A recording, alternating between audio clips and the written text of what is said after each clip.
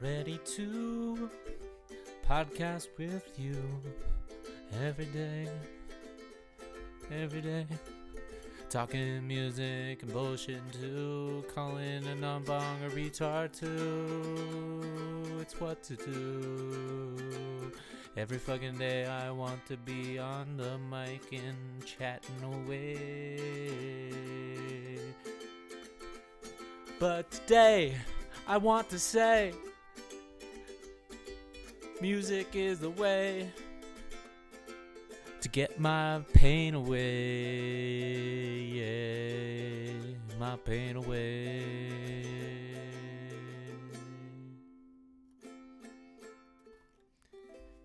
Hey, welcome to the pod. I'm Jack, I'm Alex. and we're gonna talk about a bunch of like music and bullshit and a bunch of fun stuff. We just got done playing some Yolf. We did What's that? I don't know what that is. What's it's Yolf? Is it a game where you hit the stick with the Yeah, ball? so you hit a I'm stick. pretty sure that's pronounced golf with a G. Yeah, But- it's a similar premise, Oh, it is? just Okay. where Are you they- hit it farther. Oh, nice. Something you're unfamiliar with. Oh, how about that 280 driver I just hit? Oh, you weren't with me. It was just Abe. Sure, Bro, sure. dude, at hole 9 before you guys got there, I was literally probably 5 feet away from the green from my drive. So, I could probably drive 300. You should have drafted me over. Oh, you didn't even. Yeah, you should. Over Blake, yes. You say that now? Yeah. I Good. did say that. Wait, All right. this is public. You didn't Anyway, hear that, Blake. Blake doesn't even know this is going on. Anyway, Fair. He Uh, might be our number one fan, and might we be. don't know it. we don't know it. What I really want to talk about today, a little bit, I wanted to gush on, kind of related to golf, is I watched a brilliant video by Random Golf Club on YouTube, and I've watched his stuff for a while. The host of that is he does Adventures in Golf, which is one of my favorite shows that showcases hidden gems and really cool courses all over the planet. Any in Arizona? I don't know if he has done an episode in Arizona. Just other than going to the Ping facility. And Like he just did Are one. these courses that he goes to high end courses, or Some of them, but some of But them he can go to a like some courses in Thailand he's gone to are really fucking dope, just like along the side of a mountain. Like it's not super well kept, but it's like such a cool course. Like What and, do you like, think is the most exotic looking course you've ever seen? this overgrown course in Hawaii that used to hold, when it was a full 18 when it first opened, had the highest slope rating ever. Like it was the hardest course on planet Earth. Wow. And now it's only 9 holes, and the back 9 is overgrown, but there's this one dedicated dude that just goes and mows it so it keeps its shape. Like he doesn't do like a full like golf course quality like mowing, but he like kind of keeps the shape of it, you know? Okay. And like what I want to talk about in golf was how revolutionary the company Ping is, a local brand here to Phoenix, Arizona.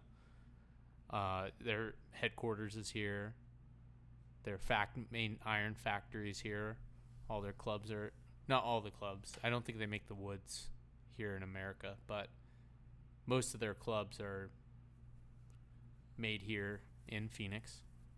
And how revolutionary the Ping putter is. Because, like, I don't know if you know, the Scotty Cameron is just a direct ripoff of the Answer. Which is Ping? Yeah, Ping.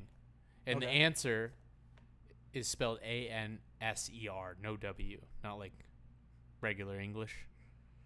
And the reason why is Karsten Solheim, who founded Ping, his wife, he was like wrapping his brain like, I need the Answer to be the competitor to this, like a good name for this putter. Like I need to find the Answer. And she goes, why don't you just call it that? And he goes, it's just like a little bit too long to put on like the toe of the club. She goes, why don't you just get rid of the W? It doesn't change how you pronounce the word. And which I think is like genius. Crazy. No one ever thought of that. Like, yeah. But like, that's where the putter got its I name can't think of answer without a W. It's kind of crazy. But answer with no W, is the same word. it's the same word. It still works phonetically. Wow. Yep. So that's how it got its name. Answer with no W. Damn. And also, what he I thought it's 'cause revolutionized. he always loses because he can't take W's. That too. Well, Karsten Solheim had such an incredibly crazy, weird life. He was an engineer. He designed the first bunny ears television. You know, like the bunny ears, like antenna. He helped come up with that. When the first 1,000 bunny or 1 million bunny ears were sold, he was given by GE General Electric a golden set of bunny ears. And then when it hit 2 million, he got another set. So they have the golden bunny ears at the Ping facility, like in a museum, and then they have another pair, of course. Wow. And what he also worked on was the Spitfire jet, like airplane. I don't think it was a jet. I think it was a propeller plane, but still, like, this guy worked like for the military, like all these crazy projects, innovative. And then he also makes the greatest putter of all time. Like, what he revolutionized was putting weight, because most putters were just these flat sticks, dude. Like these, just like one piece of metal, looks like this, might have a curve on the bottom. And what he revolutionized was putting like weights on like either side, on the toe and the heel, like on the front and the back of the putter, which stabilized. And now you can't find a putter without it, you know? Mm-hmm. Like, that's the most significant impact to golf he added. And it's like crazy that like that's the reason why they're so great, and that's why I will never switch from a Ping putter. Anyways, we can talk some music now. Oh, go ahead. Scott. So you think do you just think Scotty Camerons are overrated? Yeah, I mean, I do think they're overrated. I think the best putters, like, it's probably because they just sponsor the most players, are Odyssey, but Ping is the best. Like, they have the most wins on tour by any putter by a long shot, I believe.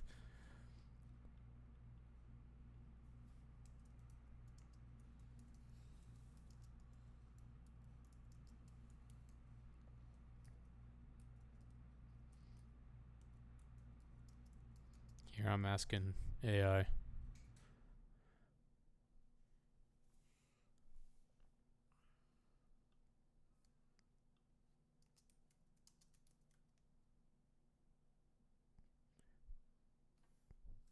Yeah.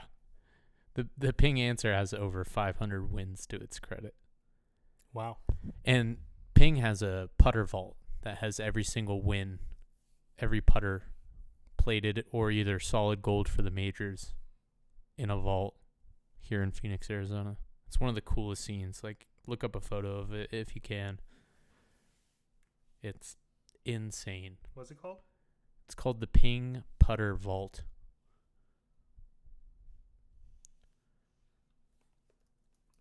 When I got to see it in person, when I was about like 13 or 14,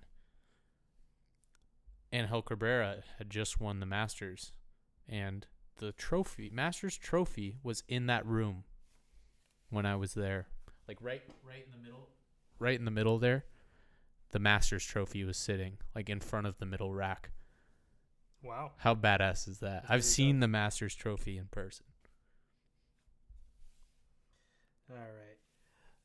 So that was awesome.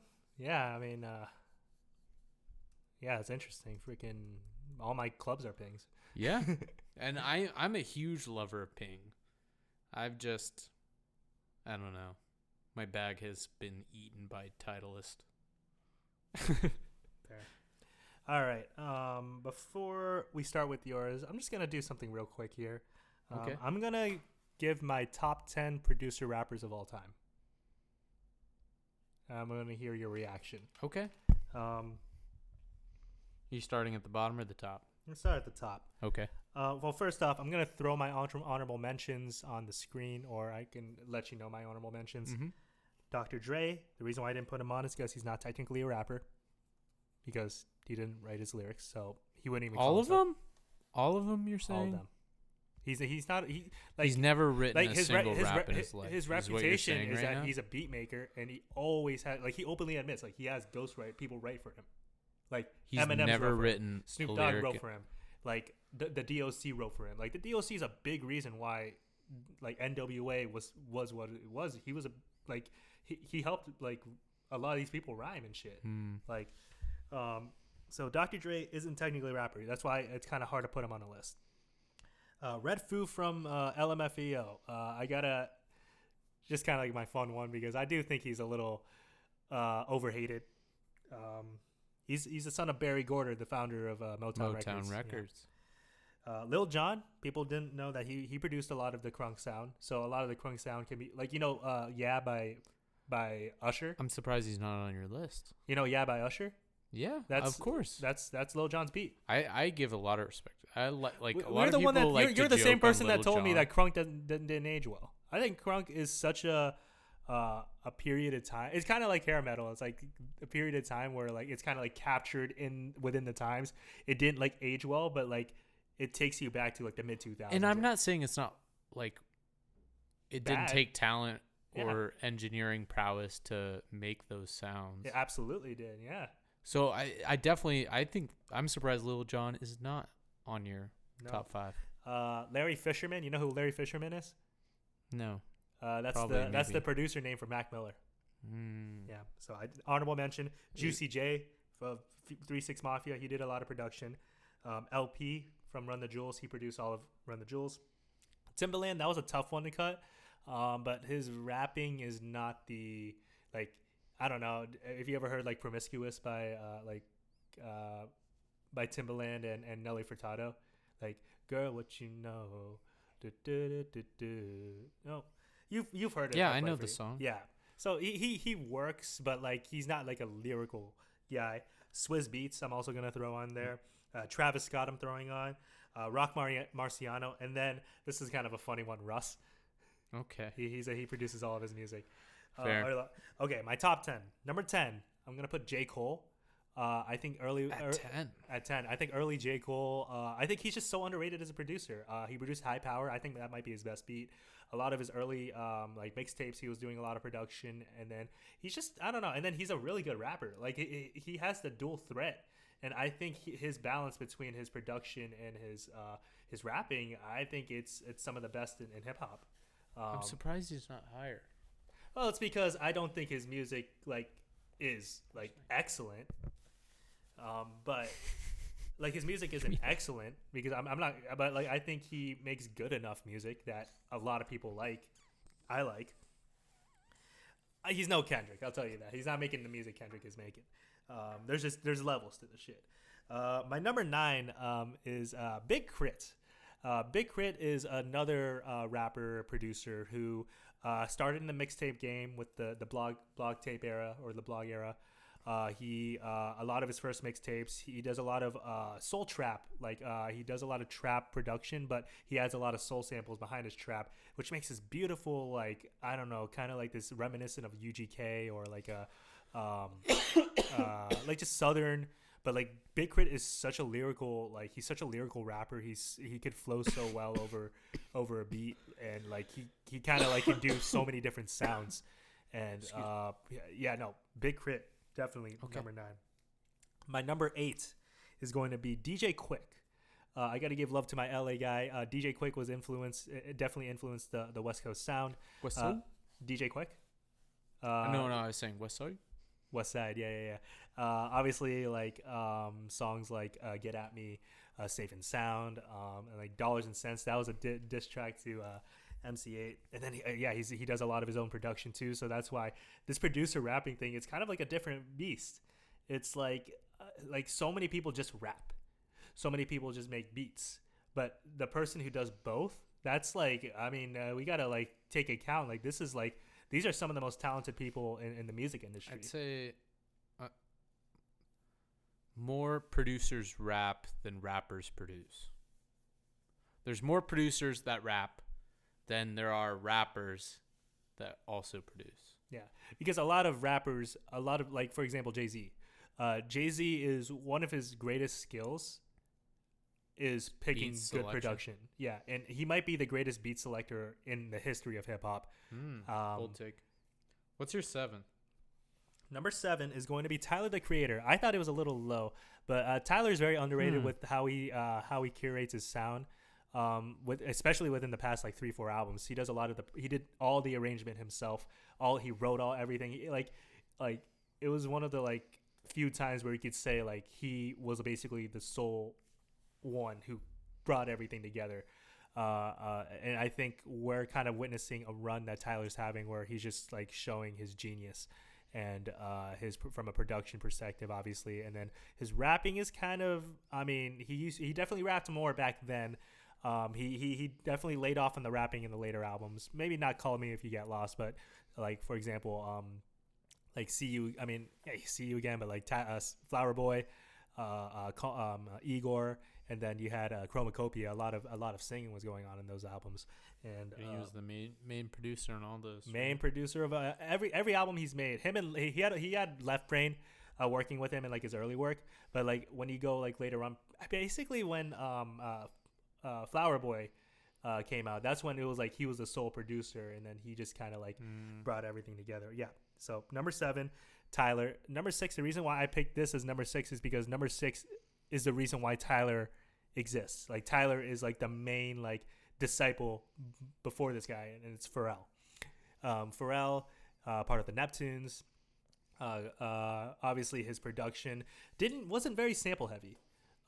He didn't really. He leaned towards creating original sounds, which take it or leave it. If you like a Drop It Like It's Hot or like a Holla Back Girl, a lot of people don't like those songs. But I think they definitely like the Neptunes definitely curated a sound that dominated the music scene, where they became like the biggest producers, biggest thing in the world. And they weren't even like the main people; they were the people behind the boards. So yeah, they were definitely one of the first like famous producers that I knew of growing up. So that's number 6. As a rapper, though, he's good. I think he's good enough. But like it's the versatility. I think that's what makes Pharrell stand out. He's an instrumentalist, multi-instrumentalist. He's a beat maker. He can sing. He can rap. I'm surprised Pharrell's not higher. Yeah, because there's some music that's hit and miss. Like I said, Holla Back Girl is not the greatest song ever. You know, Milkshakes is not the greatest song ever. Like he has a couple duds, but overall, like yeah, you can't deny his influence. All Right's a good one. Yeah, no, I could go over all the good ones. Like there's so many to count from. So that's my number 6. Number 5, I'm gonna give the RZA. The RZA, just what he did with the Wu-Tang Clan and how he basically masterminded the whole scheme of how the Wu-Tang Clan became what they became, and everyone just rode along on the ride and just kind of like trusted RZA in what he was doing. Like they call him Jizza the genius, which Jizza is a genius, don't get me wrong, but RZA is like the actual genius to kind of create the whole brand and make it last for as long as it's lasted for.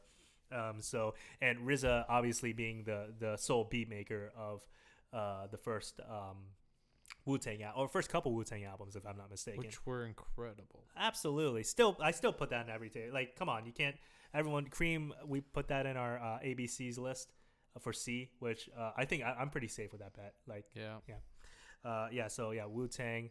Gotta give love to the RZA. Number 4. This might be why all those other guys are so low. MF Doom. MF Doom, his producer name is Metal Fingers. He has a lot of beat tapes out there. Avant-garde production. My favorite was actually his first album. That's actually my favorite MF Doom album, Operation Doomsday. I don't know how familiar, you know Doomsday, but I don't know how familiar with that album. Very soulful. Surprisingly, like a lot of soul samples. It's just done in such a odd way where you can't like release this to the masses. It's like, this is clearly indie. This is clearly like underground. I don't think MF Doom has ever done anything to make himself remotely on the radio. So yeah, MF Doom, obviously as a rapper, possibly the greatest rapper of all time. I mean, he's in the conversation. Maybe the greatest underground rapper of all time. But there's definitely like probably 3 or 4 people you could probably say he's better. But MF Doom is definitely yeah, top 5, top 10 lyricist, and then like an incredible producer to go with it. Number 3 is actually gonna be I'm gonna pick Andre 3000. The reason why I pick Andre 3000, he was a part of a group with it was him, it was Outkast, so him and Big Boy, and then some other DJ. I can't remember the DJ's name, but they created this group called the Earth Tones 3, which actually handles basically most of the production of Outkast. So in other words, Outkast basically is them rapping and in a way them producing. They have this group called Organized Noise, who helps a lot, who basically produced their whole first album and definitely helped a lot of the biggest hits. But Andre and Big Boy and the other DJ, I can't forget his name, but I also can't like exclude him because he's a big part of the production group. But Andre is definitely a visionary when it comes to the production with the type of production he chooses to rap over. And as a rapper, I mean, my greatest rapper of all time. Other people might disagree, but I think his style. If you ever listen to Kendrick Lamar ever, Kendrick's like it's hard to like people say, oh, if you Kendrick, you know, he's so no. Everything Kendrick has been doing, Andre did that shit 20 years ago, bro. A song like Worldwide Steppers is a song that I could totally hear Andre 3000 rapping over. A song like Feel, Yeah Yeah, even like Bitch Don't Kill My Vibe sounds like an Aquemini song. Like he Outkast is actually like probably the biggest influence on Kendrick over anything. And Andre 3000, he's basically like a West Coast Andre, if you ask me, because Andre is also very conscious too, very thought-provoking, very artsy, very weird. Also incorporated a lot of singing. One of the first rappers to incorporate singing and not make it sound totally weird. And I think the way he was able to do that is because he was already touted as this weird guy from the South. And even though he was weird, it was still like you can't touch him on the mic, bro, like as a rapper. So when people heard him sing, they're like, you could tell that it was definitely a polarizing move, but it was definitely Andre is one of the greatest people in music outside of hip hop, so I gotta give love to Andre. Number 2, I'm sorry, I gotta give it to Kanye. Okay. Are you surprised that Kanye isn't number 1? A little bit. I thought you would have picked Kanye. The reason why I picked Kanye, it's the same reason why I put Pharrell over Tyler, is because Pharrell is the reason why Tyler exists. My number 1 is the reason why Kanye exists, and I'll tell you in a sec. Kanye, obviously, first just as a producer, my favorite producer of all time probably. As a rapper, hit or miss. I mean, the Bleach Dazzle line still sticks with me. Like, come on, I want to fuck you hard in the sink. After that, give you something to drink. I mean, he's funny, he's memorable. Not the most lyrical guy, but he will definitely get in your head and definitely be. His discography is touted as the greatest discography of all time. 808s is still fine. I understand its influence. Yeezus is hit or miss. There's definitely a lot of duds on Yeezus. Life of Pablo is all right. But I mean, like consistency. I mean, like you got the first 3 albums, you got Twisted Fantasy, and a lot of the production. I'll give you some songs that he didn't produce. So he produced basically everything, but the ones that I really am sad he didn't produce, but I think it's some of the best production he ever rapped over. Touch the Sky. That was Just Blaze, actually. And Devil in a New Dress. Devil in a New Dress is actually this producer named Bink, who did a lot of work with Jay-Z. So, number 2. My number 1 producer rapper of all time. And I think it took me time to figure it out that this guy should be number 1. But now, like, kind of like seeing it from like a wider perspective, it's like you have to give him number 1. Q-Tip, man. Q-Tip is the greatest producer rapper of all time.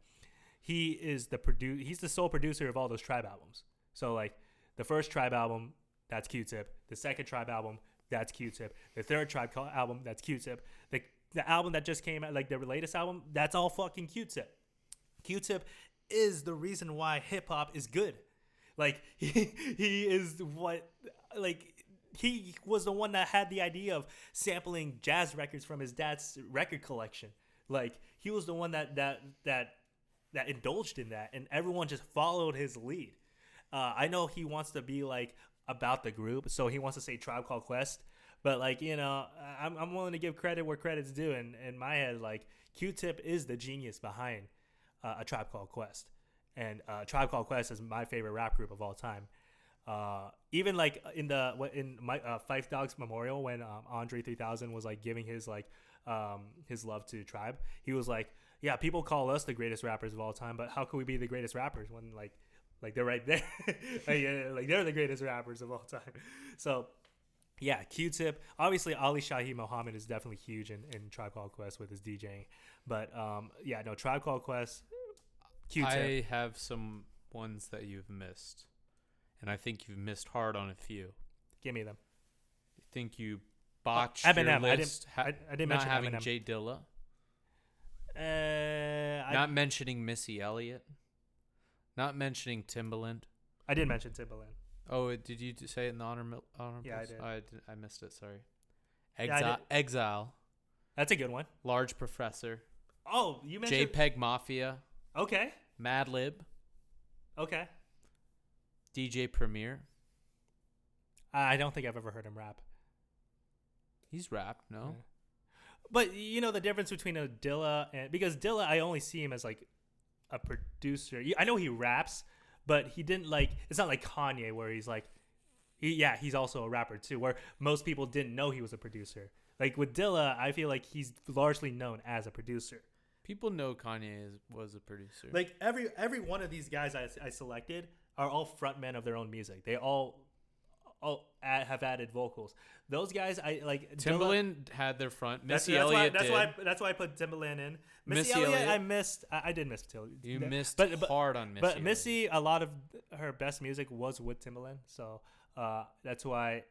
But I know you have your bias to Missy. I'm not the biggest Missy fan. I like her. You didn't mention JPEG Mafia at all. Yeah, I don't. Yeah, I didn't mention JPEG Mafia. Large Professor was the one. That hurts. Yeah, he did. He was in Main Source Live at the Barbecue. I think he was in that group. I gotta fact check myself on that. But I trust you. Yeah, you know everything. I don't. But Large Professor, I definitely overlooked that. But come on, I'm not listening to rapper in the early 90s. I'm gonna listen to Big Crit and J. Cole and Tyler over the So I'm satisfied with my list. I have my reasons why I picked it. Q-Tip is my number one producer rapper of all time. And I think that should be the general consensus. I don't know what the general consensus is of the greatest producer rapper, but I think it should be Q-Tip. It can't be Kanye. It's because Q-Tip did it, was the reason why Kanye did it. If there was no Q-Tip, there'd be no Kanye. I can't put Tyler over Pharrell because there can't be no Tyler without Pharrell. Sure, Tyler might have done it better. You can make an argument with that. But Pharrell is the reason why Tyler even decided to make the music he makes. So, Pharrell's better. So, that's my take of the greatest producer rappers of all time. Your top 5's good. Your top 6 through 10 is trash. Anyways, moving on. I wanted to play a little bit of devil's advocate.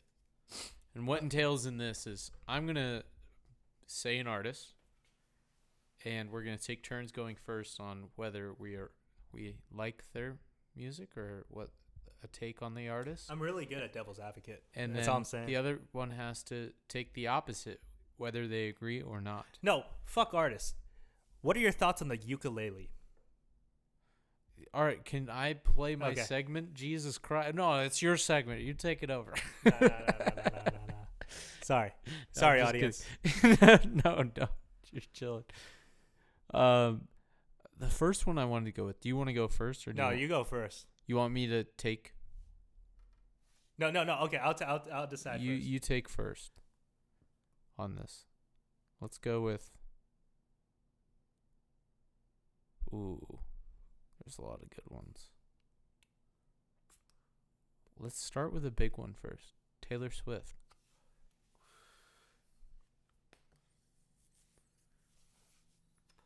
Let me get my thoughts. For how great she is, or against how great she is. So Taylor Swift, her career trajectory, always. Wait, no. I think you got give me. No, Are I'm we getting going? I'm getting there. I'm thumbs getting there. up or No, thumbs you down? got to figure it out from what I'm talking about. So I'm just kind of giving you the background. So Taylor Swift, started in the early like mid 2000s. You gotta give me time to formulate my. No, you got to do it on the spot, bro. Yeah, you gotta. So she like 2006, 2007. Her debut single. Well, how familiar are you with her like whole discography? Because I'm not the most familiar, but I kind of understand the different eras of her music. Yes. So she had her like teeny bop, like where she definitely leaned into the country, but you could tell like if she was country, she was like at the very end of country, and she wasn't like I don't know, like Shania Twain. Like I'm trying to think all the female like Dolly Parton, Shania Twain. Like who were the ones that came before her like that? Carrie Underwood. I don't know my female country artists. I'm sorry. Dixie Chicks. I think they're. But Taylor Swift was like.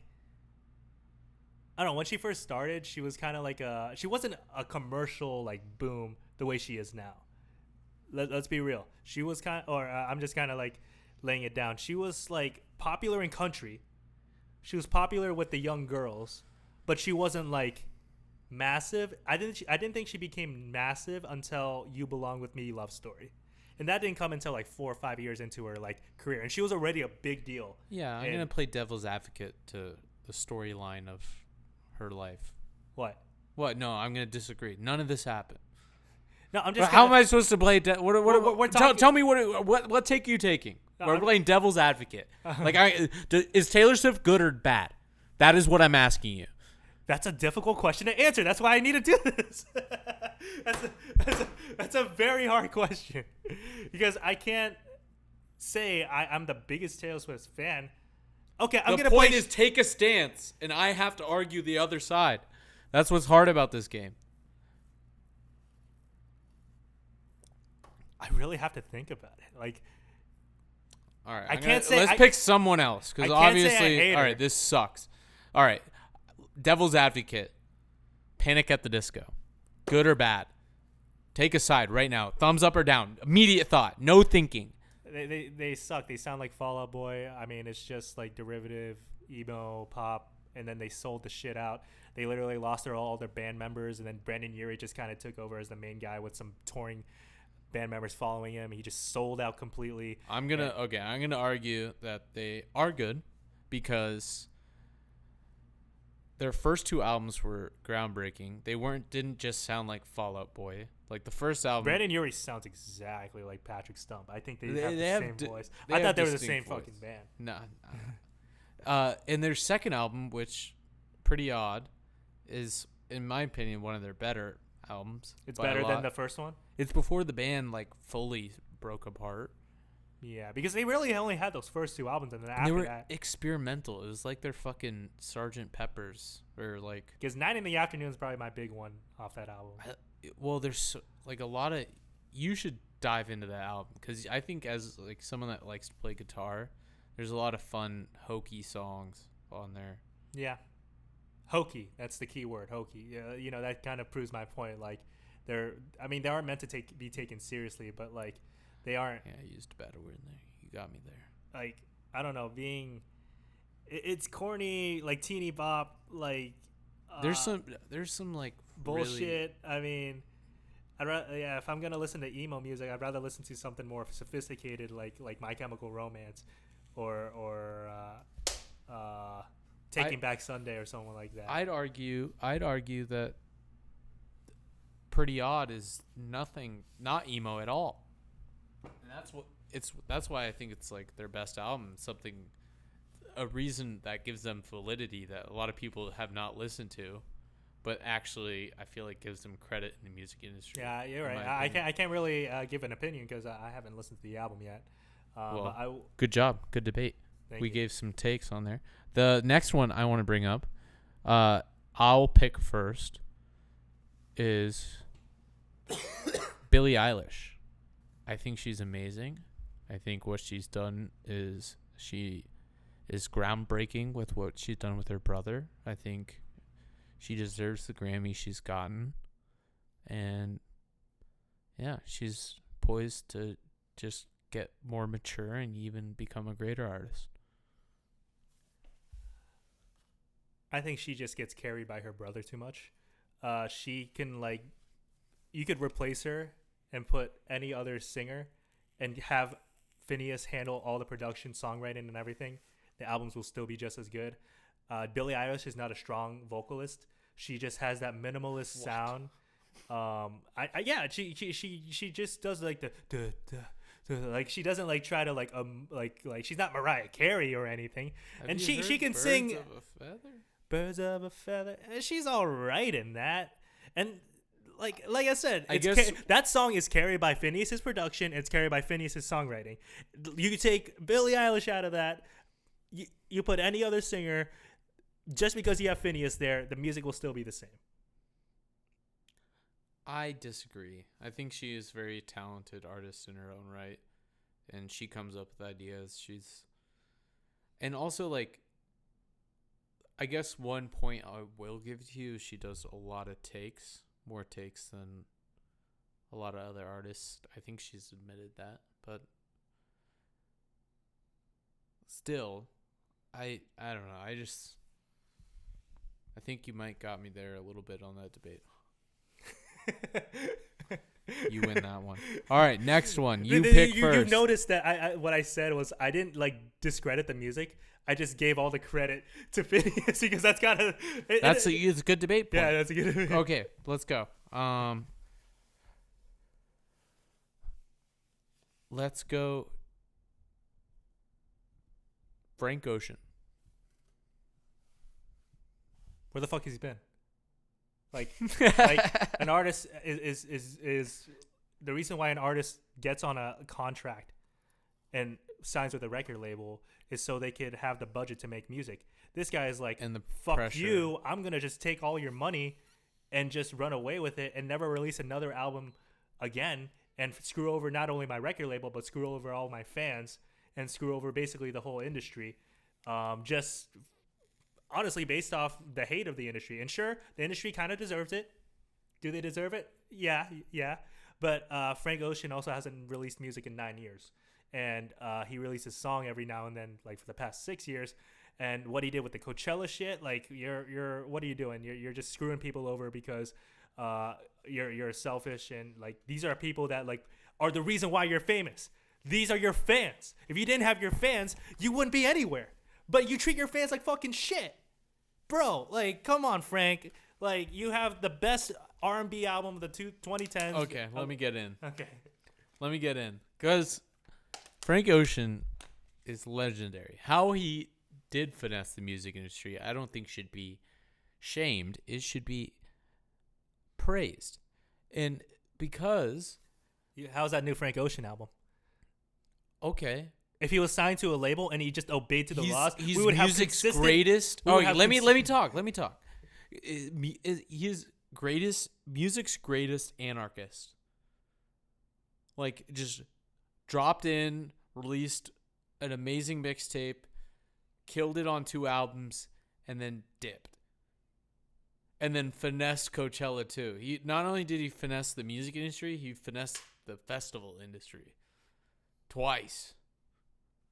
And who pays for the festivals and who pays for the music through the labels? His fans that listen to him. And if he didn't have those fans, he would be what? He's from what? New Orleans, so he would be just he left New Orleans because of Katrina. There's plenty of hundreds to dry those tears, and also plenty of he'll be Grammys to homeless hold if he up didn't have his year. fans.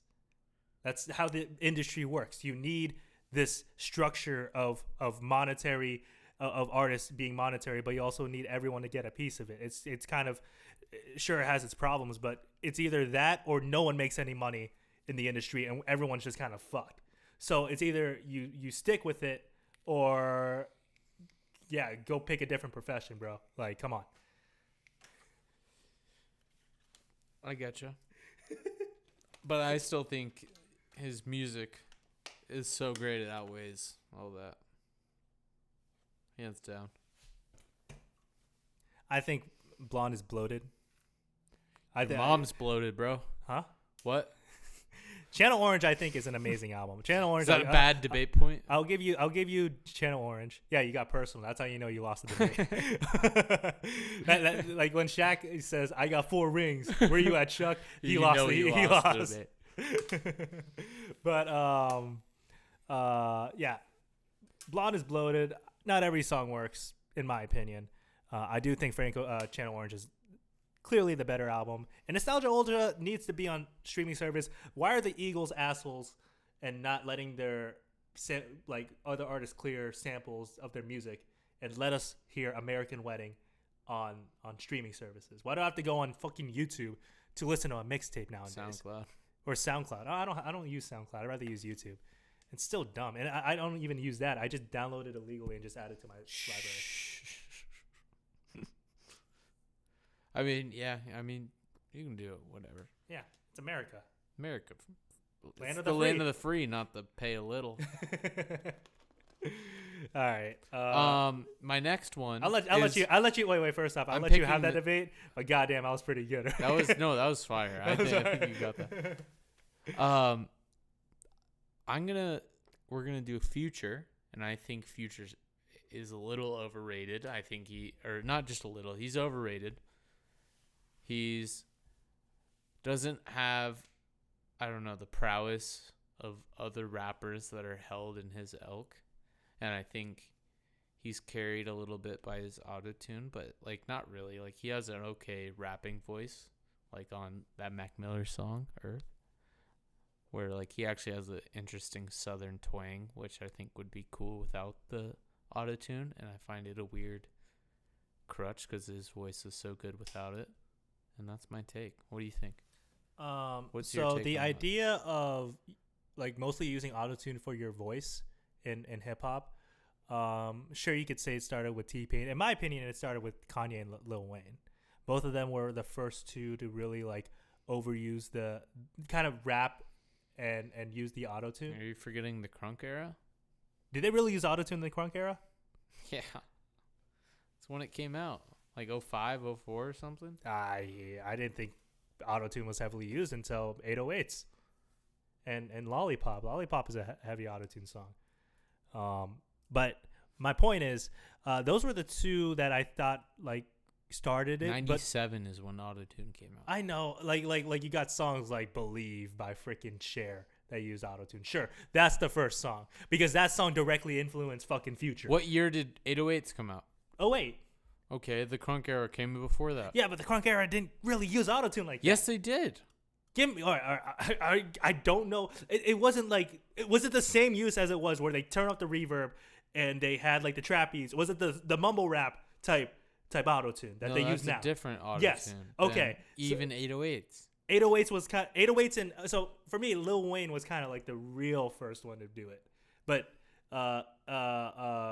Kanye definitely helped. Popularize the use of autotune, and for honestly from like a 10-year period, it's kind of like you had to use autotune. Which all I'm saying, Kendrick has never used autotune. As far as I'm concerned, you correct me if I'm wrong. There's something in there. But the concept of autotune, it's a polarizing idea.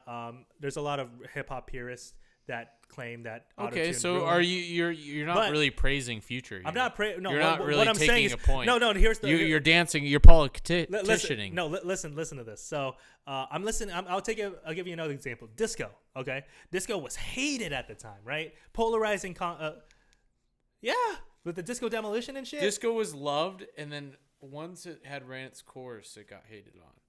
Yeah, well, that was in the disco demolition was in the 80s. But like, the height of disco you know, was in it the took 70s. like what I'm saying is like there's music that like we look back and see like wow, like that was such an era of the times, and that's what I'm kind of saying with like the autotune era. Like it's like viewing it from a way of like this is like a kind of a new way of making music. There was never music made like that before, and Future was the first guy to kind of like basically everything that comes out of his voice was the auto-tune era hasn't died, bro. You got Lil Yachty, you got all these homies. Yeah, we're kind of in the tail end because let's be real, like we got our Smells Like Teen Spirit with Not Like Us. That was like our It's smells. been 20 years. I think it's a permanent fixture. You think that it's kind of part of hip hop? I don't know. I think we're kind That probably I- makes you upset, doesn't it? That's why you're rejecting it. No, what? Well, if it's still popular, I mean, that's why that's a I'm credit to against- Future. That's a credit to Future. That makes Future being like, Future was like Young Thug. There would be no Young Thug without Future. There would be no This is Travis the first Scott. nice thing you've said about Future in your whole debate. I think I've absolutely annihilated you. Yeah, it's hard to argue against Future. He is influential. You gotta try harder when I purposely take takes that I know are your takes. Yeah. That's part of the fun is I want to challenge you. 'Cause Okay, I'm give me gonna a- take your take. And you see if you can flip it. You know what this helps us with? It helps us see a different perspective of things. Not everything's so black and white. Yep. There's always another side to Like things. I thought the one you did with Billie Eilish was really cool. Anyways, That was fire. how about you pick first? Should I be a lawyer? You take the first pick. Weezer. Take God damn. Weezer first thoughts. Just go. Weezer's a 2-album wonder. Without those if you take those 2 albums out, they're basically a mid. What two? Pinkerton and the Blue Album. You take those 2 albums out, all their music is just some like immature kind of pop punky alternative like nerd rock. It works for the time, but like I don't know if it really aged well. I don't know if they're just kind of like a boring whatever band. I don't know. There's not as much substance to them as I think other bands at that time had. Buzz. What are you talking about? Like just pop punky or like whatever. Like they invented like the garage band sound. Like that sound like became so many different like it found itself in so many different genres of rock throughout the 2000s, from like Sweater Weather type shit to, in my opinion, like that garage doesn't have to be studio quality perfect. Like, and also like I think Beverly it's not Hill- just their 2 albums, because like Make Believe, the Red Album, I think Beverly Hills is one of the worst songs ever made. Beverly Hills is a terrible song. it's kind of like a satirical song, no? It's satirical, but it's just About terrible. the song itself. I think it's terrible. Fair. But and then Red Album. You could and then argue the how about singing, their cover? I think you could argue the singing on that. Yeah, you don't Rivers like. Cuomo is not that good of a singer. It's very, But the very archaic. listen to it without vocals and tell me that again. Yeah, very archaic drumming. Very archaic. Like I don't know. It just seems very simple, and there's not a lot of complexity and high art. It's Whoa, very bro. What- very bland or very like just whatever. There's no sauce, you know. And then I don't think Rivers Cuomo is a very good singer. I don't know. He's just kind of like I like everybody. I'd rather listen to Axl Rose than listen to Rivers Cuomo. Wow. And you really like that band. It would be saying something if you didn't like Guns N' Roses. But I do like Guns N' Roses. Yeah. So it's not saying much. I'd rather listen to Chad Kroger from Nickelback. Take that back right now. I'm joking. Okay, I can't go that bad. How about the dude from Stain, or not Stained? Creed. Whatever. He does have a great voice. I can't. Okay, I'm sorry. It's just Weezer's still dope. Weezer's dope. The guy from Creed's voice is just so like, I don't know. It just scratches an itch. It's like if so, I know it's someone, not great No, it's music, the but, worst. It's the worst Eddie Vedder impression I've ever heard. Oh, that's it. It's like a knockoff Vedder. That's actually so because Vedder, when he does it, it works. I don't know, for some reason There's more soul behind it sounds good. And I don't know. I guess the composition behind the music and the lyrics he's saying just, I guess it hits a lot harder. They're just a better band. Like Pearl Jam's just better.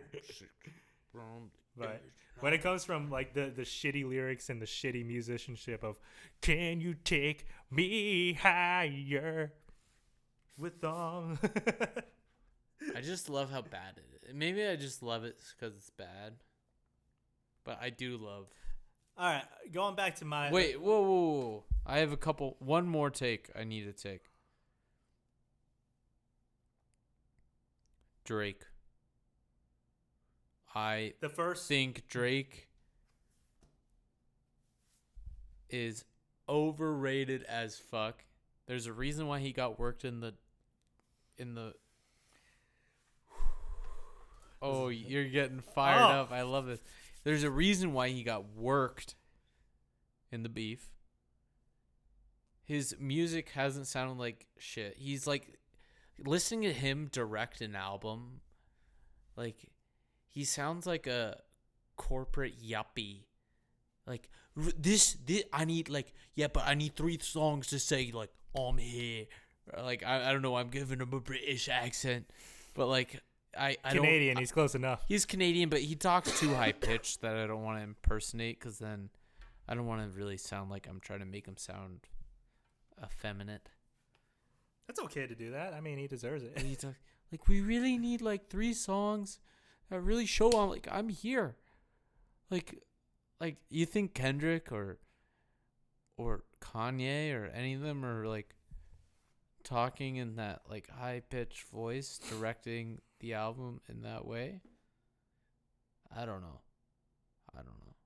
It's just like Drake is just, he's a better singer than rapper. He should stick to singing. It was kind of cathartic that he's going to be haunted by him getting shot in a wheelchair his whole life. He also, like, he's just an actor. He's a better actor than a rapper. 'Cause, like, he's just acting and pretending to be a rapper. Like, what a great acting role he's been in this whole time. He's been method acting, rapping, like, since he started, and it's incredible. He got with Lil Wayne, emulated that. You can interject at any time. Just tell me to stop. Yeah, so you said he's incredible. So, first off, you lost there. Wait, when did I say he's incredible? He said that's incredible he got with Wayne. It's incredible that he got with Wayne, meaning, like, he should have never. All right. So, first off, Lauryn Hill, I love Lauryn Hill. But at 9-10 years old, I did not know who Lauryn Hill was because, I didn't know much. So when I heard This is the start of a Norm Macdonald joke. When I heard this guy rap, and I'm like, oh, this guy's dope. Best day ever. He was like, the best day I ever had. Oh, and then you heard the hook. You're like, oh, who's saying the hook? Oh, this hook's really good. And then you look at the song. You're like, oh, there's no feature. Wait, Drake sang both and rapped? Mind blown. Like, I have never seen anything like that. That for me, that was like, oh my God, this is like another level. This is like a revolutionary way of making music. Not only can this guy rap, but he can sing. It's been and he did both. But like, just because it broke your brain at the time doesn't mean it was revolutionary. Just because it's revolutionary to you. Who else did it before him? Like, you already said it earlier in the podcast, Andre 3000.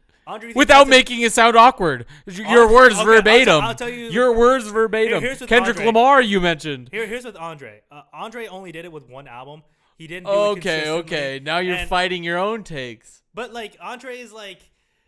And Andre wow. Okay, here's... Andre started singing later on in his career. It's incredible Andre was not introduced as a singer-rapper.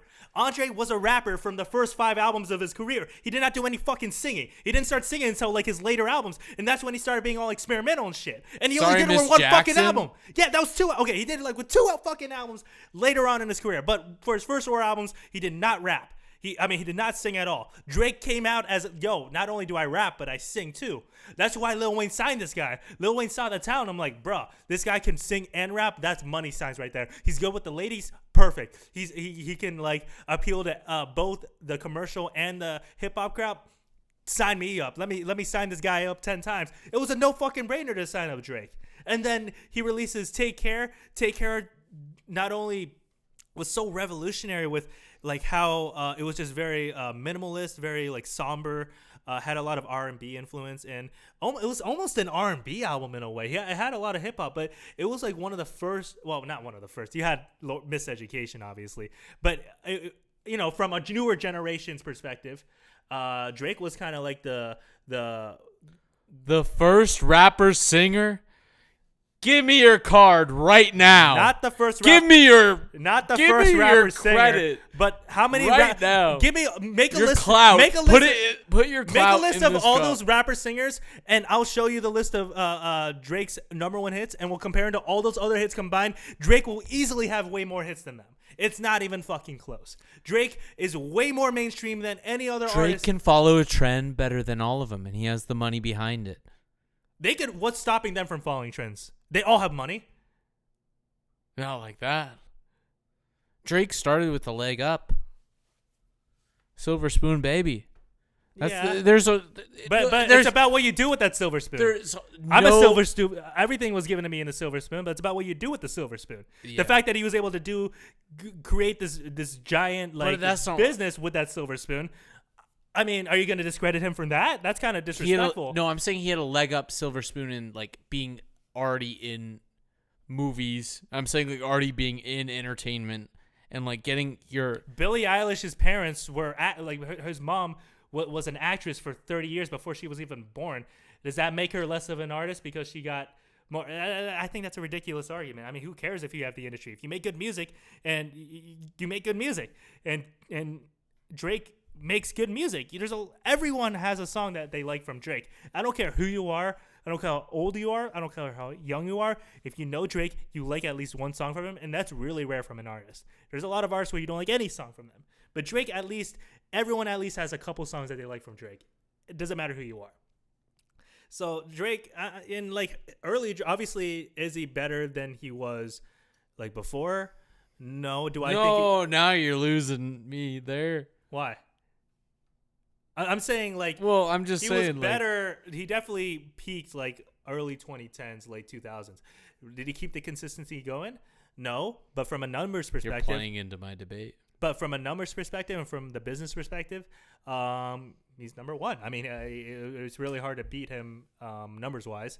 Yeah, because he just like follows trends. You remember, like that's a skill. Came You're up with saying an that's accent. a bad thing. You're saying that's like a bad thing. That's a hard thing to do. I mean, if it was No, so I'm not easy, saying it's a then hard thing to do. I'm saying it's a cheap, easy thing to do. And I think those artists that don't do it because they have goddamn respect for themselves, because they're gonna make the music that they make. They're not gonna just fucking and how throw much, on a goddamn bullshit accent. And how much money are they making? Okay, great. Yeah. You win. You sold your soul. You fucking like 14-year-old girls or whatever the fuck, Drake. Allegedly. Allegedly. I mean, think about it. He had all this, Kendrick threw all these allegations at Drake. Did Drake ever get arrested by Deny him? No, not even deny him. Did cops ever investigate these claims and actually like have a full on investigation behind if this is true? I mean, he did have like Millie Bobby Brown and her friends over at his house for a bit. That doesn't mean Michael anything. Jackson also let kids in his bed sleep with him. Like, Yeah, but there's allegations that he diddled with them. yeah, which that's he got weird to sleep in a It's bed very with. weird. Both of them are weird. But But there's also people in his crew that are certified. yeah, they are certified pedophiles.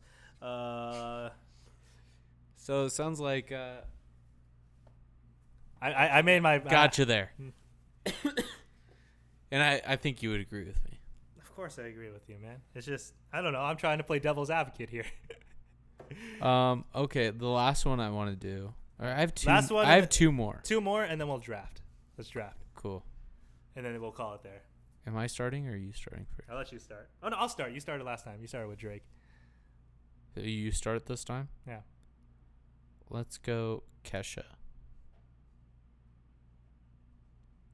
So after her second album, I think the one with Just give me Dion. immediately, good or bad. No, Take. I'm kind of putting things in context. I'm trying to educate my freaking audience here. So around 2013, 2014, Do it in the take. she files a lawsuit to Stephen A. does in the take. No, she files a lawsuit to Dr. Luke. You know who Dr. Luke is? The big time producer, Yeah. produced for Katy Perry, all these people. She filed a lawsuit on him, accusing him of sexually losing me. assaulting her. So while that was going on, she after all that shit, she releases this album called Animal. Oh no, is it called Animal? I think Kesha is Rainbow, it's called revolutionary for her time. I think she's genius. I think she definitely was pushing boundaries, even though like people like made fun of her at the time. She didn't. Blah blah have blah the, is a shit song. Hey, My she first she kiss didn't. She didn't have like the push out, like or commercial success like a Britney Spears, but definitely she was. She's the reason why the shitty app exists. The TikTok. Are you now debating for me, and then you're gonna? No, I'm debate- hating on him. I'm hating on her. Oh no, TikTok. Okay, yeah, I'll give her the credit for TikTok. That's a point in my fucking boot. Ding. What songs do you like by Kesha? Okay, now tell me I'm wrong. Why is Kesha bad? Oh, she's just a fucking party. Like her music's so trashy. Like I don't know, like lowest common denominator type music. Like I don't know. She just comes off as just like a rich, spoiled party girl in her early work, and Yeah. it just comes off as like unlikable in my opinion. Like she just comes off like an unlikable like cunt, like privileged white girl bitch, and I don't know, that kind of turned me off in the beginning. And like she's not the greatest singer. Her vocals don't really like, and she tries to rap in a lot of her music too, which I don't know if that sounds like white girl rap. Like, do you really want to listen to white girl rap? I think that's kind of like what the fuck. So yeah, no, Kesha, nah, she sucks. She sucks. But I can't say that. There's a song called "Praying," where Okay, so you just so praying is mentally- about forgiving someone who wronged you, and you could take it in a multitude of interpretations. But from her perspective, if you look at it in context of what happened to her, it's clearly her saying, "I forgive you, but this was a very traumatic experience for me." She was obviously saying that to her rapist, essayer. We're gonna get demonetized. Fuck. Wait, we're not getting paid for this. We're good. Yet. But yeah, Kesha. Besides that song, I mean, she had her run for like 3 years, and then, well, she had the lawsuit, but then she kind of died out. And I mean, Die Young is a great. I heard your heartbeat to the beat of the drums. But like, I'm actually pretty familiar with her first album. I believe it's called Animal. She has a song called DINOSA. You are a dinosaur. OLDMAN. I am. You are an old man. That's a terrible ass song. If you really talk about Kesha, that's a trash ass song right there. And let me know in the comments if you know that song, because that's a funny. That's why it's kind of uncomfortable talking about Kesha, because you can't bring her up without bringing up what happened to her and her situation in like the mid 2010s, because that's like a pivotal part in her life and a pivotal part of her story. And like having that in mind in context of her music, obviously at the time I thought of that, but like looking back and seeing like what she had to go through, and then looking at the music she was making, like it's kind of like it's really sad. Like it's kind of uncomfortable to even think about. So Kesha's a kind of a tough one to bring up, but no, I do not think her music was that good at the time. I don't know if it really aged well like that. So yeah, that's what I'm saying. Okay. The last one I want to do is Pusha T. Don't do this And to me, man. Don't do this to me. You're gonna. The reason why Pusha T is great is he also killed Drake in a beef. B, he's a fantastic rapper. Great producer too. Yeah, he works a little bit on it. No, I thought he produced a little bit, but anyways, he's still like an amazing rapper. Super underrated. Daytona is a fucking hot ass, great fucking album. Definitely needs to be in consideration of like one of the best. His work with You like Daytona because Kanye was the main producer in that album. Yeah, Ye was definitely helping in that Drake beef. There's a reason why like your favorite rappers hate Drake, and I can't believe you're glazing Drake. You know why I'm glazing Drake? Because you had to. Because I had to. But I just love to be able to say it. Anyways, his love for his flow and delivery, he's able to like sing as well, like something like Drake doesn't know. This dude does not sing. A little bit. Pusha T. It's that Get his old rhythm musicality. This dude is an old motherfucker. Get his old ass out of here. No one wants to hear Old? this old motherfucker. You're just calling him old. What other things does he rap about besides cocaine? Like, does he rap about anything else? Everything he raps about is literally a metaphor. He's rapping about metaphors of cocaine. Like, he raps in so many different ways about cocaine, but at the end of the day, it's always about cocaine. Pick a different topic, bro. And I don't know.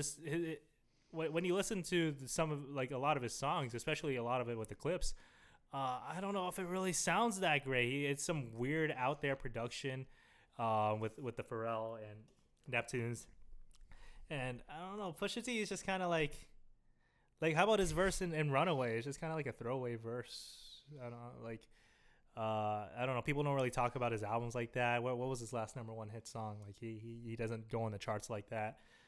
Even with all the support he has from like Kanye and he told us about Drake's kid.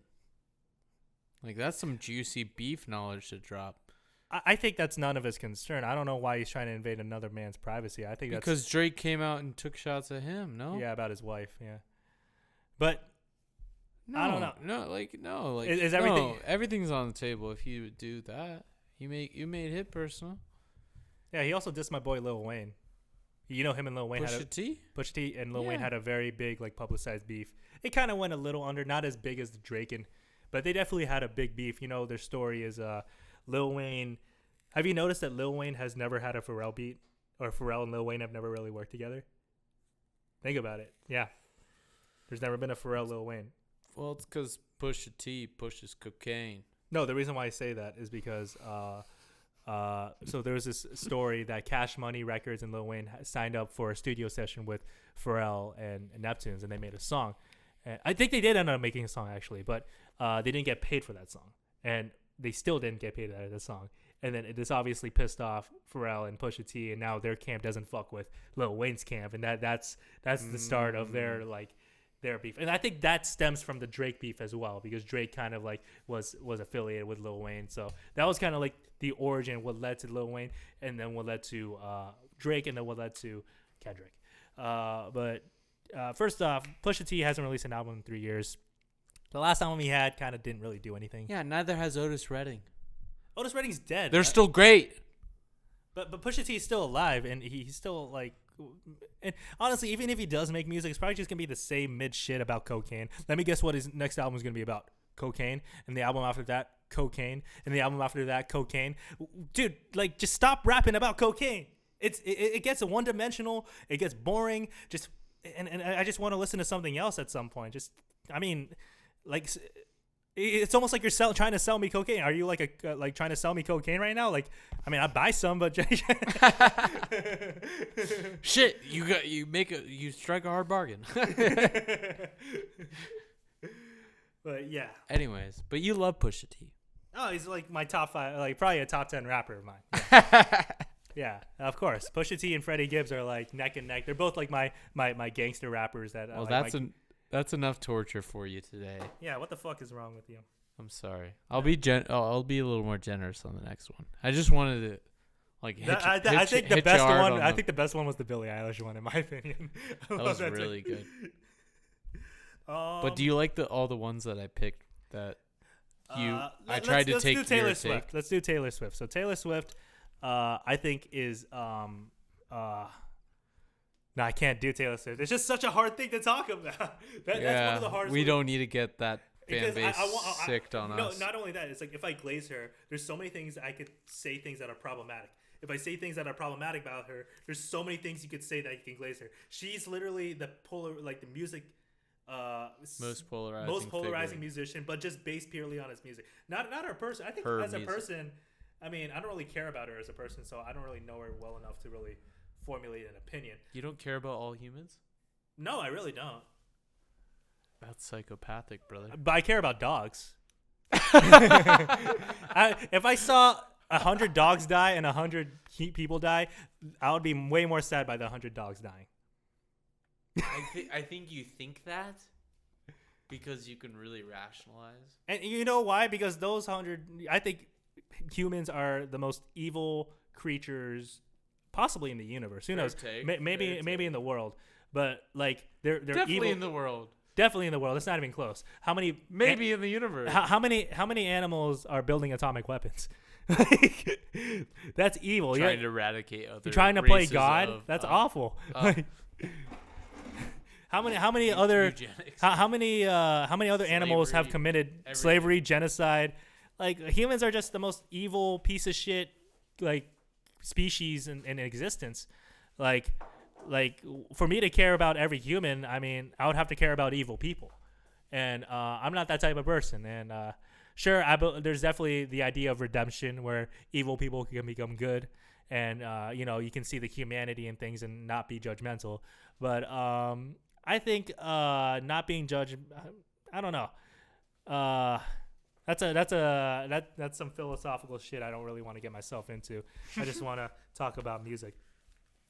Okay. So You want to? What do you want to draft? I want to draft. Well, pick an artist. I want to draft an artist. Let's get it back to the basics. Ooh. Let's do. I want to do something related to what we've been talking about. Can we draft like a really mainstream artist that both of us know, like just the biggest hits, like Black Eyed Peas?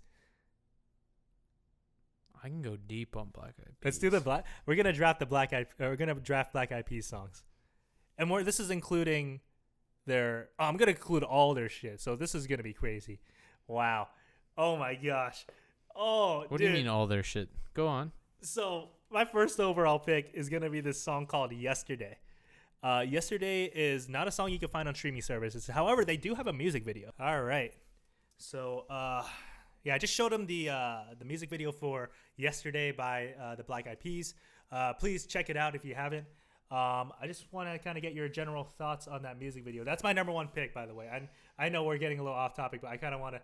It's pretty cool, right? It's like the different old school hip hop, like they rap over, and it sounds so great. And you could tell like they know their shit. Like these guys are clearly like carrying on this like beautiful tradition of hip hop. And I think it's just it's such a beautiful man. They mentioned Large Professor. Crazy, right? What a pull! Like their hip hop knowledge is insane. Like these are the same guys. Oh, sorry. These are the same guys that made I've Got a Feeling. So that's why I have to. Yesterday. That's my number one pick. Okay, good take. I'm gonna go with Gone Going. Gone Going off Monkey Business. God, Featuring Jack I Johnson. think I really just know. I guess my number two. I'm gonna pick Like That off. What's that album? Monkey Business. I'm gonna stay on the album and go. No. I'm not gonna stay on the album.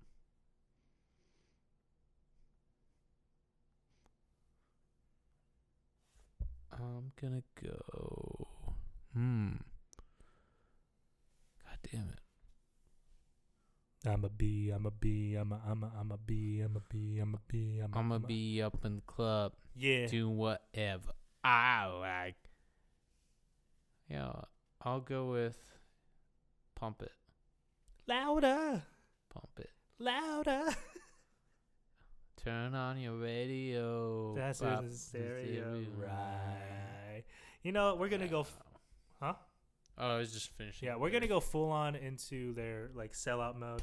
Out of all the songs that with their like sellout era, which we know the sellout era, the boom boom pow. The song I am going to select Gonna pick Meet Me Halfway. Right on the borderline is where I wanna wait. So Meet Me Halfway. Got remixed by everyone. Great song to remix. People forget, even though the Black Eyed Peas sold out, I think they were pretty good at pop music.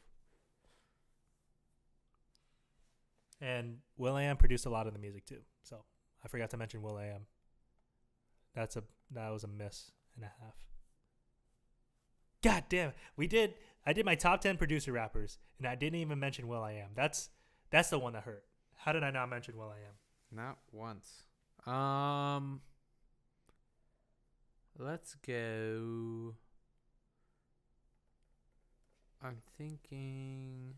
Where's the love? Off of Ooh, that was Elephant. gonna be my pick. You fucker. You picked Where's the Love? Mm-hmm. What's wrong with the world, mama? People acting like they ain't got no mamas. Okay. I'll select Let's Get This Party Started. Good pick. Man, I should have drafted. Wow, what a steal! I should have drafted Where's the Love higher. That's a really good song. Yeah. Sucks. Fuck.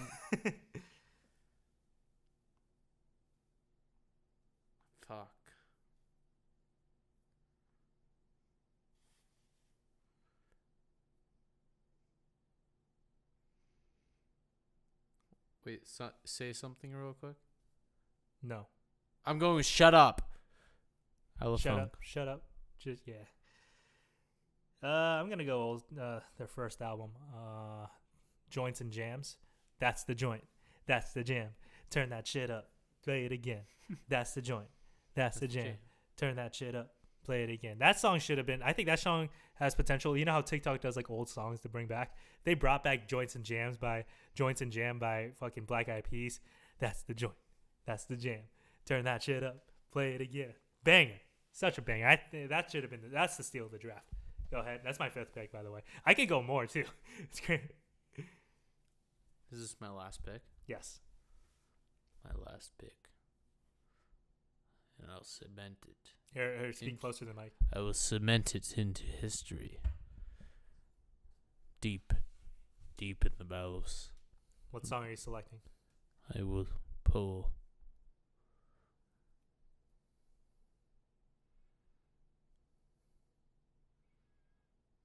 God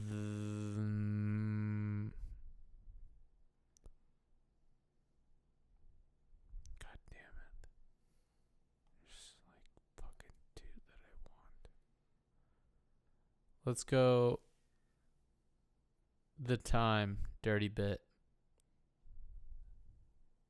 Can I be honest with you? Sucks.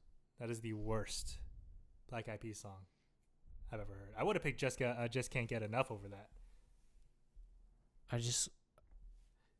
Let's list off the Don't Funk with the Heart we missed.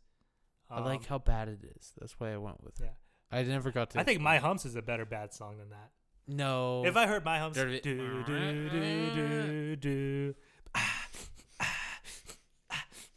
that shit. But I think we missed their first two albums, which I don't know if you're really familiar with it, but here, no, we can't play music. It's gonna get. No, I'm trying to pause it. All right. So that is the draft for Black Eyed Peas. I paused it. Do you want to do another one, or I could do blind ranks? I got a couple blind ranks.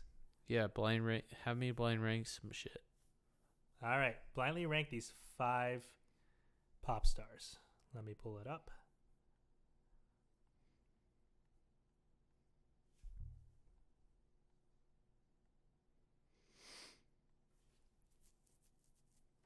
Taylor Swift.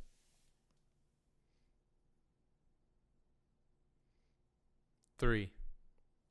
Lady Gaga. Oh, I know where this is going. 4. Beyonce. Oh, fuck. 2. Rihanna. Oh, I can't put Rihanna 5. 1.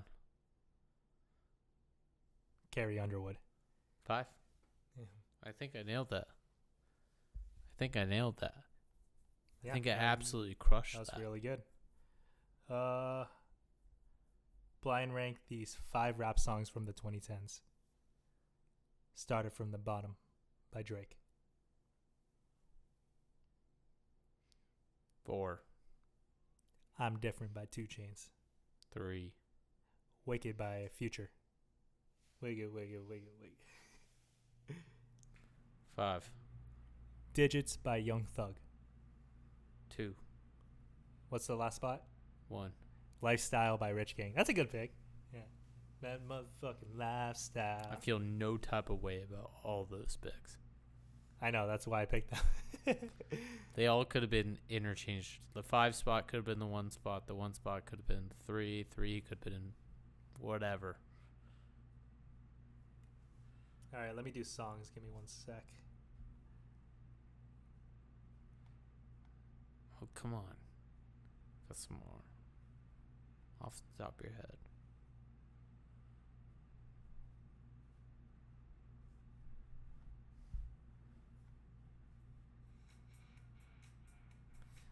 Blind rank these 5 songs from our childhood.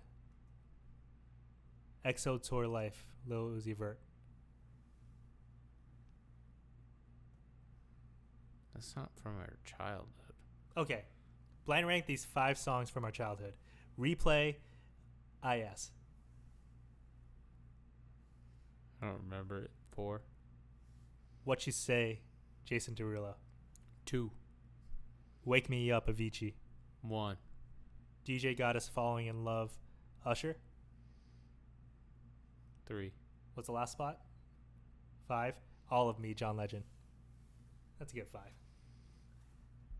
Yeah. That's some of people's favorite songs of All all right. time. Blind rank these 5 songs from our childhood. Complicated, Avril Lavigne. 4, Baby, Justin Bieber. 5, We Are Young, Fun.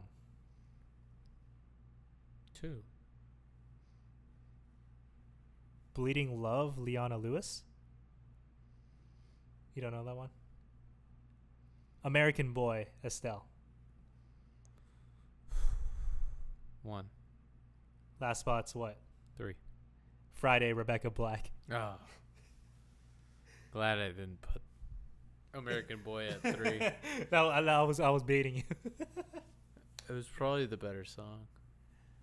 Yeah. So the reason why I picked those songs because those songs have the same 4 chord progression. So what I've been doing is I've been trying to group songs together based on the chord progression. That's interesting. I like that. The reason why I've been making like TikToks of like me playing the same chords over and over again and trying to play different songs. I mean, if you want to see it real quick, I could show you. We'll check it out after. Okay. But yeah, I've been really getting into like music What's with it the same called? chords. Shout it out.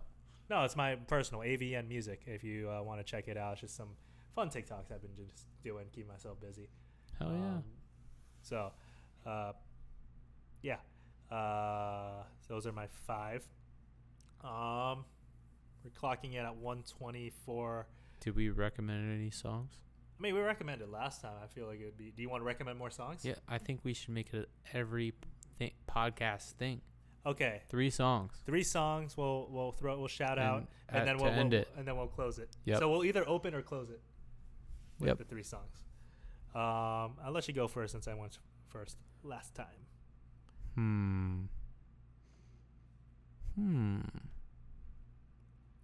Because when you name the 3 songs, you're like, shit, I forgot. I wanted to mention that one. And then you always have. I'm going to do So Like Candy by Elvis Costello, but the version with Paul McCartney duetting is just incredible. I'm going to go with Peace Like a River by Paul Simon. Paul Simon. Beautiful song. Mentions 4 a.m., which is an elite club of songs. FYI. And let's go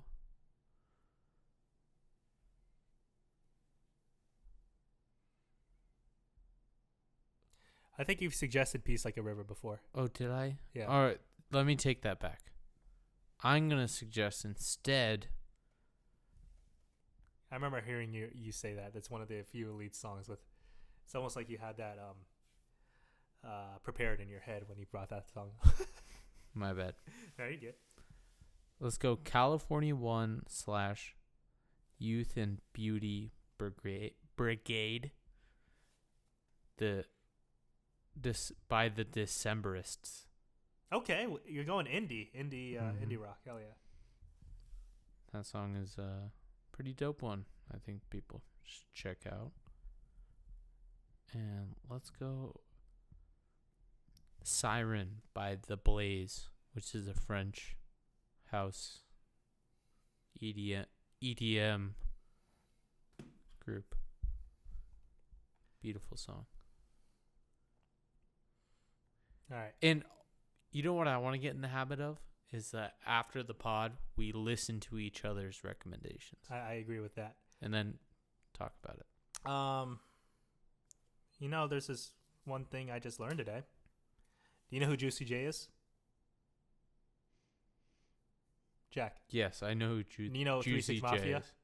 Who? 3 6 Mafia, right? Yes. Do you know the other members of 3 6 Mafia by chance? I don't. The other guy I'm going to name you is this guy named Project Pat. Project Pat's actually the older brother of Juicy J, so that's the one we missed out on the musical siblings. Man, that's just me not being knowing my shit. But the song I'm going to recommend is called "Cause I'm a Player" by Project Pat. So obviously it features Pimp C of UGK. Project Pat's from Memphis. UGK is from Houston.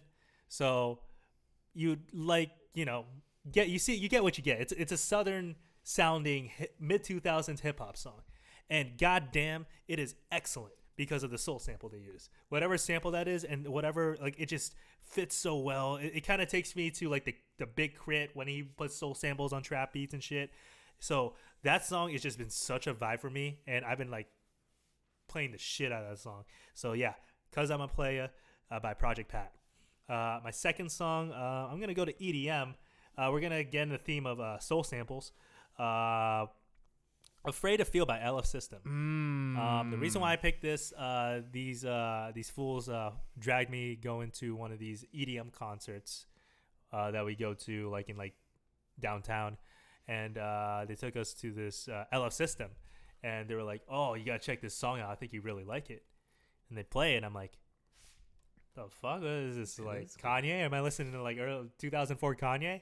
And then they get to the house beat, and I'm like, I'm not, house isn't my go-to genre when I hear a sample. I'd rather, I would honestly hear that same sample and probably turn it into a rap beat. You know what I mean? But just seeing it in a house perspective, I don't know. Like, if I heard more house music like that, I think I would really be more into the genre, because I think the way he was able to do that on that song just like gets me vibing, and just like the piano after the hook, and it's just it's one that went from hip hop to EDM is "I've been going off the deep end." Fuck. I don't know that song. And then my last song I want to recommend. You knew that. The last song I'm going to recommend, I'm just going to go back in the 60s. We're going to go with this band named The Zombies. Have you ever heard of them? Yeah. Okay, The Zombies have this song called "This Will Be Our Year." This Will Be Our Year by The Zombies. Just a sweet, like, kind of romantic, lighthearted, just type. It's just a upbeat bop. Just, beautifully made. Just, I don't know, when you're like that 60s like pop music is just so timeless, and I think that type of music aged better than it is very Beatles-esque, the bubblegum pop, Yes. So, but it is of that sound, and I think it's excellent. I love that song. So I'm gonna pick that. I think that wraps it up. I think we're gonna call it. Thank you. This is episode 10. And then we'll move on to episode 11. Alex Dembski was actually supposed to be on this podcast, but he bailed last second. I'm not trying to call him out or anything, but